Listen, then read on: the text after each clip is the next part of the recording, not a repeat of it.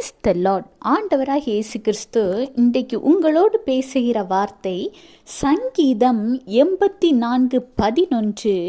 தேவனாகிய கர்த்தர் சூரியனும் கேடகமுமானவர், அவர் கிருபையையும் மகிமையையும் அருளுவார், உத்தமமாய் நடக்கிறவர்களுக்கு நன்மையை வழங்காதிரார்.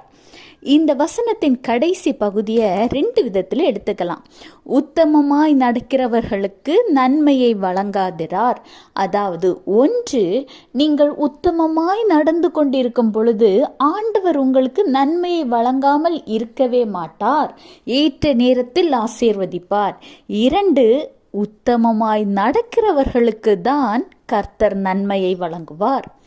ஒருவேளை நீங்கள் உத்தமமாய் நடக்கிற பிள்ளைகளாயிருந்தால் கர்த்தர் உங்களுக்கு தருகிற ஆசீர்வாதம் மிகவும் பெரியது. அந்த வசனத்தின் மையத்தை பார்த்தீங்கன்னா, கர்த்தர் கிருபையையும் மகிமையும் அருளுவார். ஆண்டவராகிய இயேசு கிறிஸ்துவின் கண்களில் கிருபை கிடைத்தவர்கள் வேதாகமத்தில் எப்பேற்பட்ட ஆசீர்வாதத்தை சுதந்திரித்தார்கள் என்பதை நீங்கள் அறிந்து கொள்வீர்கள். எடுத்துக்காட்டாக ஒரே ஒரு நபராக நோவா தாத்தாவை எடுத்துக்கலாம். அந்த காலத்தில் ஜலப்பிரளயம் வந்த காலத்தில் ஆண்டவராகிய இயேசு கிறிஸ்துவின் கண்களில் நோவா தாத்தாக்கு கிருபை கிடைத்தது.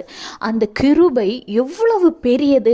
இந்த உலகத்தில் உள்ள எல்லாம் அழிந்த பின்பும் ஆண்டவராகிய இயேசு கிறிஸ்து அவர் மீது வைத்த கிருபை நிமித்தம் அவரும் அவர் குடும்பமும் ரட்சிக்கப்பட்டது. அதன் மூலம் சன்னதிகள் ஆசீர்வதிக்கப்பட்டது. உத்தமமாய் நடக்கிறவர்களை கர்த்தர் இப்படிதான் ஆசீர்வதிப்பார். ஒருவேளை அந்த ஆசீர்வாதத்தை நீங்களும் பெற்றுக்கொள்ள வேண்டும் என்று ஆசைப்படுகிற பிள்ளைகளாயிருந்தால் உங்கள் நடையை நீங்கள் யோசித்து பாருங்கள். உத்தமமாய் நடக்கிறீர்களா? ஆண்டவருக்கு பிரியமான வழியில் நடக்கிறீர்களா?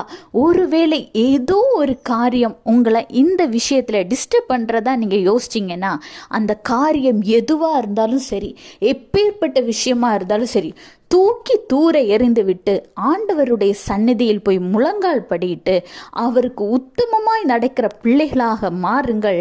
கர்த்தர் சொன்ன ஆசீர்வாதங்களை சுதந்திரித்துக் கொள்ளுங்கள். Have a blessed day. Jesus bless you.